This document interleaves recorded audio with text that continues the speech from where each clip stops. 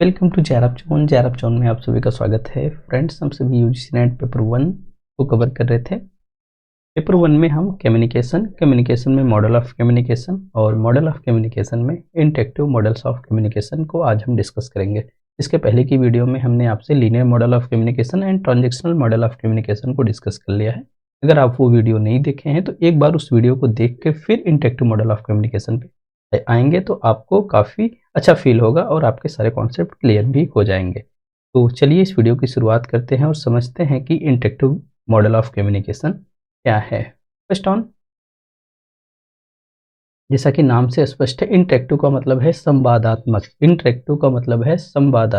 ठीक है। तो जो इंटरेक्टिव मॉडल ऑफ कम्युनिकेशन है वो डिस्कशंस पे ज़्यादा फोकस करता है, वो फीडबैक पे ज़्यादा फोकस करता है, वो आपसी संचार पे ज़्यादा फोकस करता है। स्पेशली हम कहें कंटेंट पे इसका फोकस कम होता है, मैसेज पे इसका फोकस कम होता है। ठीक है। तो जो इंटरेक्टिव मॉडल ऑफ कम्युनिकेशन एक प्रकार का फ्रेमवर्क है जो कि ये डिस्क्राइब करता है कि जो इन्फॉर्मेशन का एक्सचेंज होता है वो बिटवीन इंडिविजुअल्स के बीच में होता है, मतलब कि इंडिविजुअल टू इंडिविजुअल होता है। तो जो इंटरेक्टिव मॉडल ऑफ कम्युनिकेशन है इस हिसाब से ये भी आपका 2 वे कम्युनिकेशन हो जाता है। ठीक है।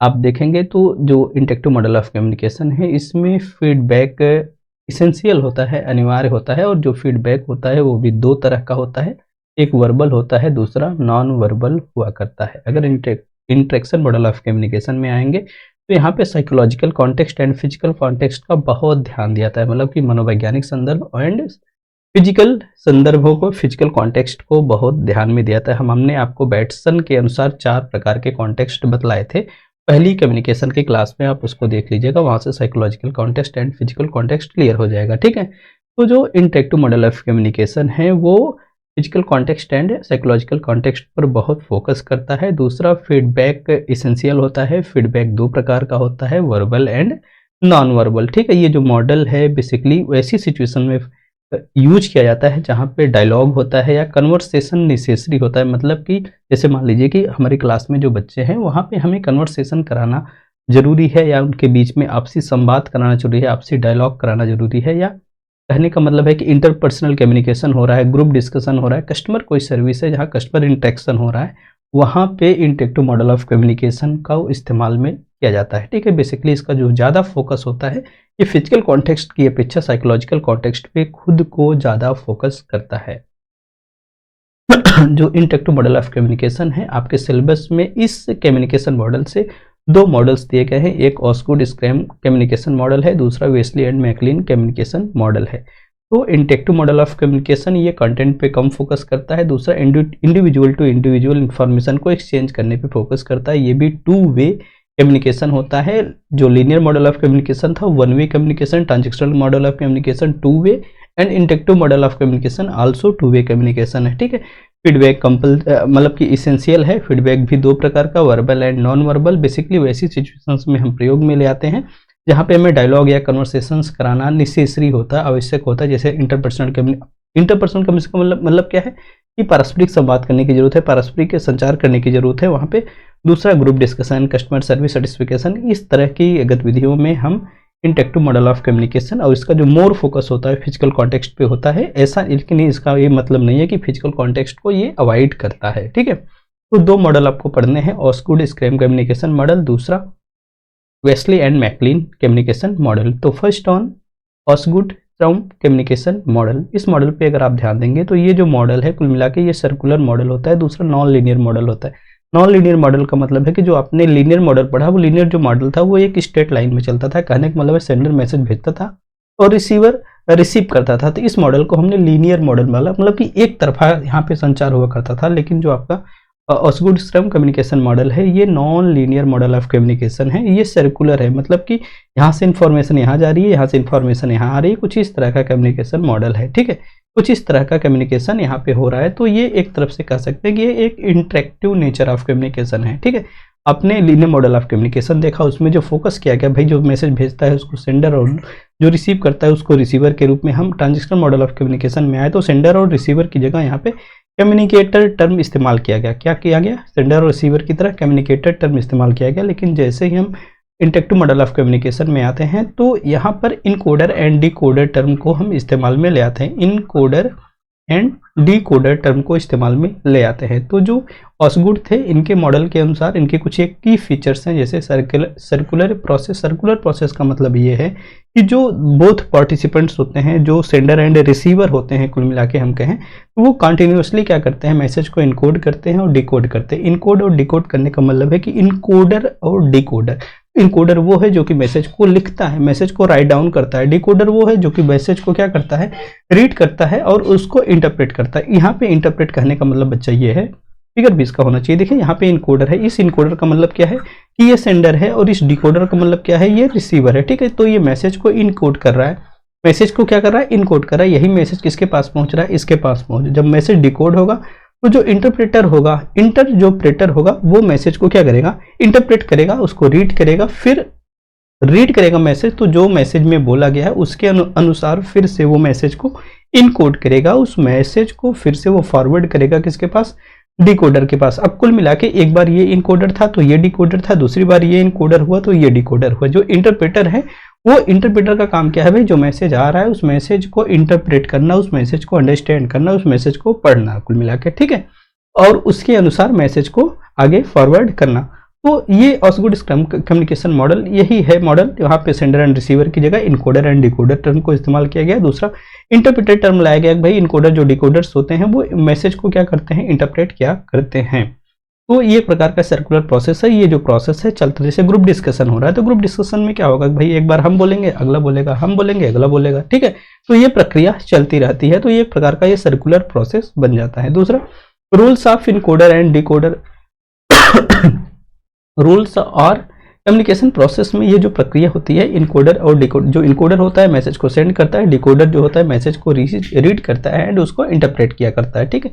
फीडबैक मैकेनिज्म का मतलब है कि जो कम्युनिकेशन होता है वो कंटिन्यूअस एक्सचेंज होता है। ग्रुप डिस्कशन हो रहा है तो जो कम्युनिकेशन हो रहा है वो कंटिन्यूअस हो रहा है, तो इन्फॉर्मेशन का एक्सचेंज क्या हो रहा है, कंटिन्यूअस हो रहा है। ऐसे में जो बोथ पार्टीज होती है, सेंडर एंड रिसीवर कहें या आप उसको इनकोडर एंड डिकोडर कह लो, ठीक है, तो जो बोथ पार्टीज होती हैं वो क्या करती हैं, एक दूसरे के मैसेज के अगेंस्ट में क्या करती हैं, रिस्पॉन्ड क्या करती हैं और दूसरे के मैसेज को क्या करती है, अडेप्ट करती हैं, ठीक है।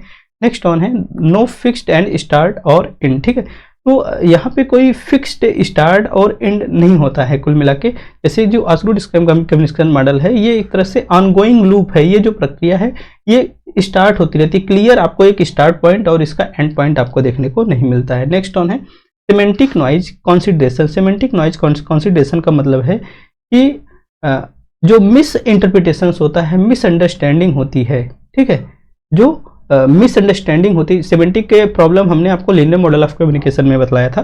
एक टर्म बीच में इस्तेमाल में आया था, सिमेंटिक एक्यूरेसी। सिमेंटिक एक्यूरेसी का मतलब कि सिमेंटिक एक्यूरेसी का मतलब क्या है, सिमेंटिक एक्यूरेसी का मतलब ये है कि जो मिस इंटरप्रिटेशन होता है, जो मिसअंडरस्टैंडिंग होती है, एम्बिगियस मैसेज होते हैं, उससे खुद को सेव रखना, उससे खुद को बचा के रखना। जो लीनियर मॉडल ऑफ कम्युनिकेशन है उसमें इस तरह की जो एम्बिगसी होती है या कहें कि मिस इंटरप्रिटेशन होता है वो कम होता है, ठीक है।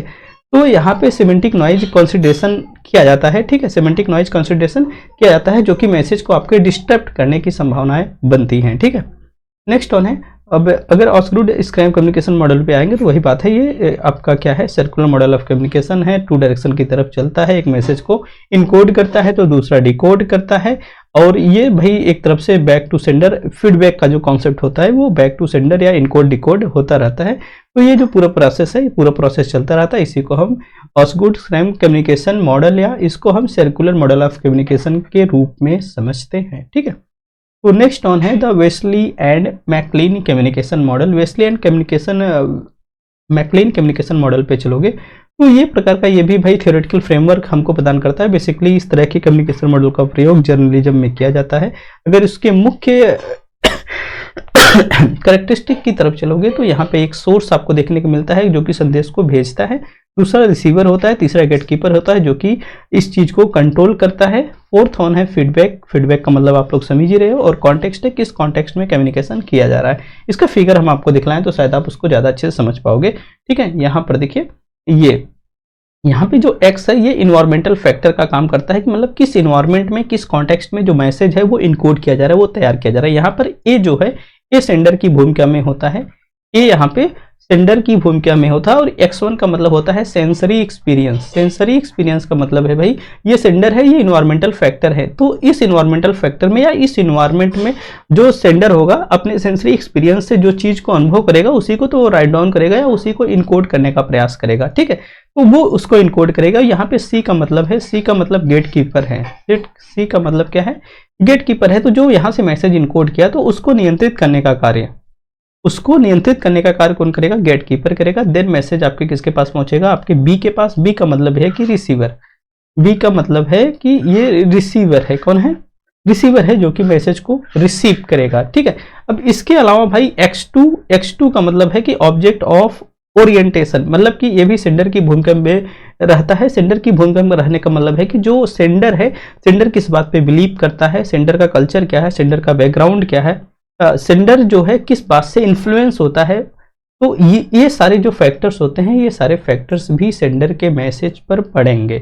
दूसरा जो X3 यहाँ पे क्या है, X3 का मतलब है कि भाई जो मैसेज रिसीव करने वाला है, अब वो उसका बिलीफ क्या है, उसका कल्चर क्या है, उसका बैकग्राउंड क्या है, तो वो उस मैसेज को अपने कल्चर, अपने कॉन्टेक्स्ट, अपने बैकग्राउंड के हिसाब से रीड करेगा। मेरी बात आपको समझ में आई कि नहीं समझ में आई।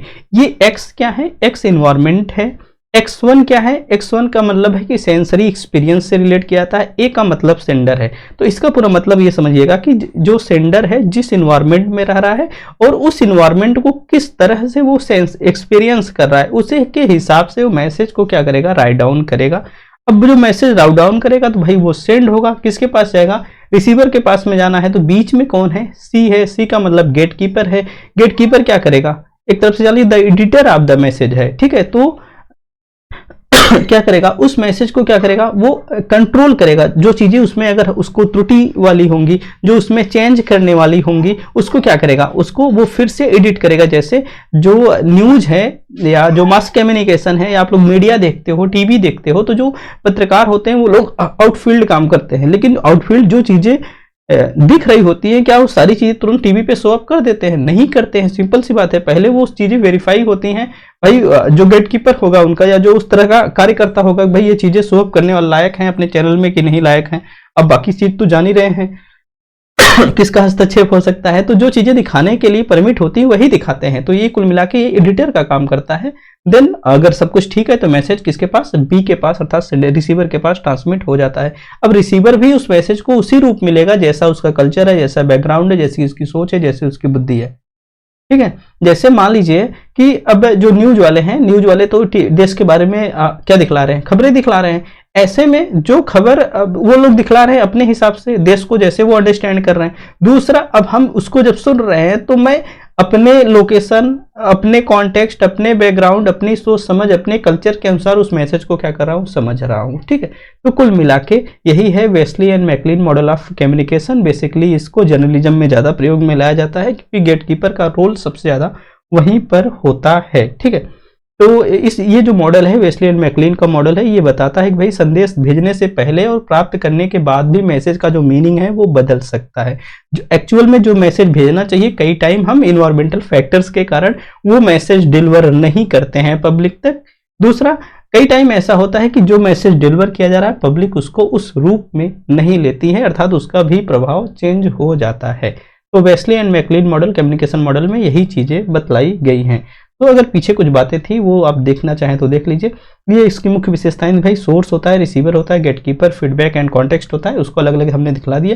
कैसे काम करता है, कैसे काम करता है, भाई जो गेटकीपर होता है, जो संवेदक होता है, वो एक तरफ से चीज़ों को नियंत्रित करता है। दूसरा जो कम्युनिकेशन होता है वो सर्कुलर होता है। फीडबैक की प्रक्रिया कई टाइम बहुत इंस्टेंट होती है, कई टाइम डिले भी हो जाता है। यहाँ पे जो कम्युनिकेशन होता है सोर्स से शुरू होता है, गेटकीपर से होता हुआ वो रिसीवर के पास पहुंचता है। जैसे पत्रकार से चीज़ें शुरू होती है, अगर पत्रकार के जो लोग मालिक हैं वो उनसे परमिशन होती है, भाई चलो ये कंटेंट दिखाने लायक है, तो परमिट मिली तो यहाँ से होके वो कहाँ तक पहुंच गया, रिसीवर तक पहुंच गया। अगर देखा कि बीच में कुछ ऐसी चीजें हैं जो कि सरकार के पक्ष में नहीं है तो उसको हटा ही दो, ठीक है। तो रिसीवर तक वो चीजें नहीं पहुंच पाती हैं।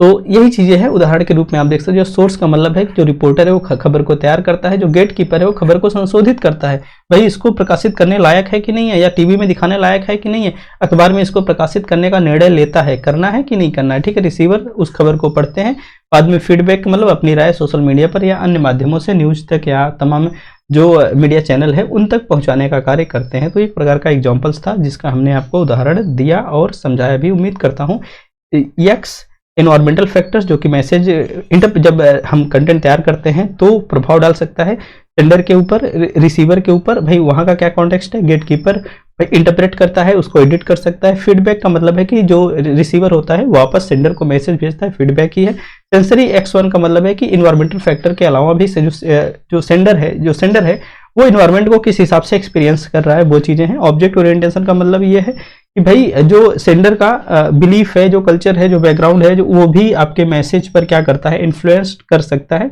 ऑब्जेक्ट ओरिएंटेशन का मतलब है भाई रिसीवर भी उस मैसेज को रिसीव कर रहा है तो उसके भी अपने बिलीफ है, कल्चर है, बैकग्राउंड है, तो वो कल्चर और बैकग्राउंड और बिलीफ भी उस मैसेज को अंडरस्टैंड करने पर भी प्रभाव डाल सकते हैं। तो यही है आपका मैकलिन एंड कम्युनिकेशन मॉडल। ठीक है, अगर तो उम्मीद करता हूँ ये सेशन आपको समझ आया होगा ट्रांजैक्शनल मॉडल ऑफ कम्युनिकेशन का। अब एक बार हम आपको समरी प्रदान कर देते हैं किसकी, linear model of communication, then transactional model of communication, interactive model of communication की। अगर आप लीनियर मॉडल ऑफ कम्युनिकेशन से शुरुआत करिए इसकी, तो इसमें बताया हमने कि वन वे कम्युनिकेशन मॉडल होता है। ये 4 मॉडल हमने आपको पढ़ाया, Aristotle model, Lasswell, Shannon Weaver and Berlo communication model. जो आपका अरिस्टोटल मॉडल ऑफ कम्युनिकेशन था 300 BC में आया था। जो लासवेल कम्युनिकेशन मॉडल था वो 1948 में आया था, इसलिए बता रहा हूँ कि इसको आपको याद भी रखना है। जो शैनन वीवर मॉडल आया था इसके बाद 1949 में आया था। बैरलो SMCR जो मॉडल आया था, बैरलो SMCR मॉडल 1960 में आया था। तो इस चीज को भी आपको ध्यान में रखना है। तो जो लीनियर मॉडल ऑफ कम्युनिकेशन था वो वन वे कम्युनिकेशन मॉडल है। दूसरा भाई इसमें जो आपका लीनियर मॉडल ऑफ कम्युनिकेशन था इसमें किसी भी प्रकार के फीडबैक की अवधारणा नहीं थी। यहाँ पे किसी नॉइज की अवधारणा कुल मिला के नहीं थी, कोई ऐसा कॉन्सेप्ट नहीं था। अगर था भी तो इसके चारों मॉडलों में थोड़ा बहुत परिवर्तन देखने को मिला। तो आप कह सकते हैं कि जो नॉइज था वेरी मिनिमम थी या मिनिमल था। ठीक है, जो सेंडर एक्टिव रहा करता था, जो रिसीवर था वो आपका पैसिव कंडीशंस में रहा करता था। तो ये 4 model linear model of communication से हमने देखा है। जो समरी आप है किसकी है, ट्रांजिशनल मॉडल ऑफ कम्युनिकेशन की, तो ये 2 वे कम्युनिकेशन मॉडल था। यहाँ पे जो आपका मैसेज था या जो मीडियाज थे जो कम्युनिकेशन का था, जैसे जैसे समय बढ़ता है, चीजें बढ़ती हैं, समय बदलता है, जो कम्युनिकेशन है धीरे धीरे कॉम्प्लेक्स होता चला जाता है। तो यही चीज यहाँ पे बदलाई है, जैसे जैसे कन्वर्सेशन बढ़ते हैं तो उसकी जो मैसेज की कॉम्प्लेक्सिटी है वो बढ़ती चली जाती है। ठीक है, तो ये इसमें हमने देखा बलैंड एंड ट्रांस हेलिकल मॉडल को। ठीक है, इसमें बताया गया कि भाई जो सेंडर एंड रिसीवर है वो दोनों एक्टिव रहते हैं। दूसरा इनका रोल जो होता है आपस में सिचुएशंस के अनुसार इंटरचेंज हुआ करता था। यहाँ पे सेंडर एंड रिसीवर को कम्युनिकेटर के रूप में रीड किया गया था। किसके रूप में, कम्युनिकेटर के रूप में रीड किया गया था। जो मैसेज था वो वर्बली एंड नॉन वर्बली दोनों हो सकता था।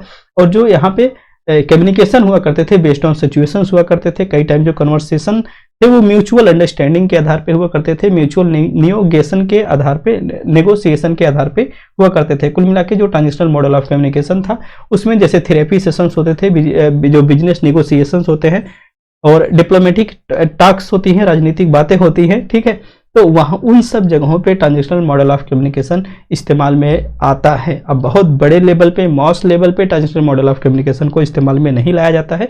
मॉस लेवल पे जो कम्युनिकेशन मॉडल चलता है वो लीनियर मॉडल ऑफ कम्युनिकेशन चलता है। ठीक है, समरी किसका, इंटरेक्टिव मॉडल ऑफ कम्युनिकेशन का, जिसको भी अभी आपने देखा ये भी 2 वे कम्युनिकेशन मॉडल होता है। इसमें आपने 2 मॉडल देखे, Osgood Schramm communication model and Westley and MacLean का मॉडल, बेसिकली जर्नलिज्म के लिए प्रयोग में आता है। ठीक है, और ये इसका भी फोकस 2 वे कम्युनिकेशन मॉडल था। इसका जो फोकस होता है मैसेज पर कम फोकस्ड होता है, इंटरेक्शन पे, इंटरेक्टिव कम्युनिकेशन पे ज़्यादा इसका फोकस होता है। इसमें जो सेंडर एंड रिसीवर होते हैं ये एक्टिवली पार्टिसिपेट होते हैं किसमें, इंफॉर्मेशन को एक्सचेंज करने में। बेसिकली डायलॉग या कन्वर्सेशन कोई ऐसा है वहाँ पर इसको प्रयोग में लाया जाता है। Basically interpersonal communication, group discussion, customer service instruction, इस तरह की गतिविधियाँ होती हैं जहाँ पे इंटरेक्टिव मॉडल ऑफ कम्युनिकेशन को हम इस्तेमाल में लाते हैं। तो उम्मीद करता हूं काफी फास्ट चला मैं, लेकिन चीजें आपको समझ में आई होंगी। एक बार कहिए तो मैं रिवाइज भी कर दूं इसको। मैंने आपसे इंटरेक्टिव मॉडल ऑफ कम्युनिकेशन बोला, हालांकि रिवीजन तो हो ही गया है। ठीक है, समरी हमने आपको बतला दी, तीनों की क्वेश्चंस हैं 2-4 आप देख लीजिए। The key features of interaction model of communication, interaction model of communication का की फीचर क्या है, पहला तो यही भाई ये 2 वे प्रोसेस होता है, सही बात है। Next on the physical context communication is unimportant कर रहा है। देखिए इंपॉर्टेंट कहा तो ठीक है, कर रहा है अनइम्पॉर्टेंट, तो ये बात गलत है, क्योंकि जो आपका इंटरेक्शन मॉडल ऑफ कम्युनिकेशन है ये फिजिकल कॉन्टेक्स्ट एंड कहा गया भाई, ओ यहाँ पे देखिए जो आपका इंटरेक्शन मॉडल ऑफ कम्युनिकेशन है physical context and psychological context दोनों पर फोकस करता है। हालांकि साइकोलॉजिकल कॉन्सेप्ट पे ज़्यादा फोकस करता है, लेकिन इसका मतलब ये नहीं कि फिजिकल कॉन्टेक्स्ट अनइम्पॉर्टेंट हो जाता है। ठीक है, दूसरा psychological context communication in always taken into account. ठीक है, साइकोलॉजिकल कॉन्टेक्स्ट को कम्युनिकेशन में एज अकाउंट ट्रीट किया जाता है, लिया जाता है। ठीक है, बात तो सही है, तो ये भी सही है। दूसरा feedback is not response to the message receive. भाई फीडबैक तो यहाँ पे इसेंशियल एक तरफ से होता है, लेट थोड़ा भले होता है लेकिन इसेंशियल होता है। ठीक है, it is less message focused, ये बात सही है। ये इंटरेक्टिव मॉडल ऑफ कम्युनिकेशन है, मैसेज पर उतना ज्यादा फोकस्ड नहीं करता है। तो इस हिसाब से देखेंगे तो पहला विकल्प, तीसरा विकल्प और चौथा ACE इसका राइट विकल्प बनेगा। नेक्स्ट ऑन पे आओगे, what are the advantage of linear model of communication. ठीक है, what are the advantage of what are the advantage of linear model of communication. तो लीनियर मॉडल ऑफ कम्युनिकेशन का advantage क्या है? पहला तो भाई ये परसुएशन के लिए इस्तेमाल में आता है, सही बात है। पहली क्लास अगर आपको याद होगी तो हम इसमें ही बताए थे आपको, लीनियर मॉडल ऑफ कम्युनिकेशन में जो ये सबसे ज्यादा परसुएशन में इस्तेमाल में आता है। बेसिकली इसको हम लैंग्वेज के लिए, हम लैंग्वेज का प्रयोग करके हम परसुएशन किया करते हैं। ठीक है, सेकेंड ऑन है आपका it quickness the process of feedback. इसमें भाई लीनियर मॉडल ऑफ कम्युनिकेशन में फीडबैक की अवधारणा नहीं होती है। It facilitate two way exchange information, गलत बात है, वन वे होता है। It is extensively used in interpersonal propaganda, international propaganda, ये बात सही है। ठीक है, जो कि अब जिससे मास कम्युनिकेशन चाहे जहां भी हो रहा है, ठीक है, वहां पे लीनियर मॉडल ऑफ जो इंटरनेशनल प्रोपेगेंडा है, कुल मिला के वो एक्सटेंसिवली मास कम्युनिकेशन है। ठीक है, तो वहां पर इसका इस्तेमाल होता है। दूसरा, इट प्रोवाइड्स द डेमोक्रेटेड रिजल्ट्स, ये भी बात सही है। तो इस हिसाब से देखेंगे तो इसका ADE इसका राइट विकल्प बनेगा। तो एक मॉडल क्वेश्चन और है, इसको आपको क्रॉस मैच कराना है, जो अभी भी बताया था हमने, किसका? ऑसगुड कम्युनिकेशन मॉडल। ऑसगुड कम्युनिकेशन मॉडल आपका क्या है? 1954 में है। अगर लासवेल मॉडल ऑफ कम्युनिकेशन को देखेंगे तो लासवेल मॉडल ऑफ कम्युनिकेशन 1948 में है। Shannon Weaver model of communication देखेंगे तो Shannon Weaver model of communication 1949 में। तो और आपका जॉर्ज मॉडल कब है? 1956 में। इस हिसाब से देखेंगे तो जो विकल्प बनेगा, पहले का दूसरा, दूसरे का तीसरा, ये वाला विकल्प राइट आंसर होगा। तो कुछ इस तरह से आपसे सवाल पूछे जाएंगे जिसको आपको ध्यान में रखना है। इन जो हमने चीजें आपको बतलाई हैं इसको ध्यान से पढ़ लीजिएगा एक दो बार। इससे संबंधित अपने एक समरी, या आप कह सकते हैं कि जितना शॉर्ट हो सके उतने शॉर्ट नोट्स भी बना लीजिएगा, आपके लिए बेहद इंपॉर्टेंट है। सवाल तो आपके एग्जामिनेशन में आने ही हैं। अब बात यह है कि आप इसको पढ़कर खुद के लिए कितना शॉर्ट नोट्स बना लोगे। दूसरा सबसे प्रमुख चीज कि आप इसका कितनी टाइम रिवीजन कर लोगे। देखो, एक चीज को 10 बार पढ़ना बेहतर है। और यूजीसी नेट जून में अब JRF क्रैक करने के लिए रिवीजन बहुत बड़ी बात होगी। आप जितनी बार चीज़ों को अपने आंखों के सामने गुजार ले जाएंगे उतनी चीज़ें धीरे धीरे करके आपसे कंठस्थ हो जाएंगे। तो रिवीजन बहुत मायने रखेगा। रिवीजन के साथ साथ में जो PYQs हैं, PYQs पे अपनी प्रैक्टिस यूनिट वाइज करते रहिए। रिसर्च एप्टीट्यूड के जो PYQs है हम जल्दी ही उसकी PDF आपको प्रोवाइड करने जा रहे हैं। ठीक है, तो आप उससे भी अपनी प्रैक्टिस करिए। इसके अलावा जो अदर सोर्सेज हैं PYQs के, आप वहां से PYQ सॉल्व करते रहिए। यूजीसी नेट की वेबसाइट पे जाएंगे तो वहां पर भी आपको PYQ सॉल्व करने के विकल्प या प्रीवियस ईयर पेपर सॉल्व करने के विकल्प पेपर 1 पेपर 2 के दोनों हैं, वहां से भी आप प्रैक्टिस कर सकते हैं। कमी इतनी है कि वहां पर आपको केवल इंग्लिश मीडियम में ही पेपर मिलते हैं, हिंदी मीडियम में नहीं मिलते हैं। तो आप लोग रिविजन करते रहिए, पढ़ते रहिए। मिलते हैं टाइप्स ऑफ कम्युनिकेशन के साथ। आज के लिए इतना ही। आप सभी को बहुत बहुत धन्यवाद।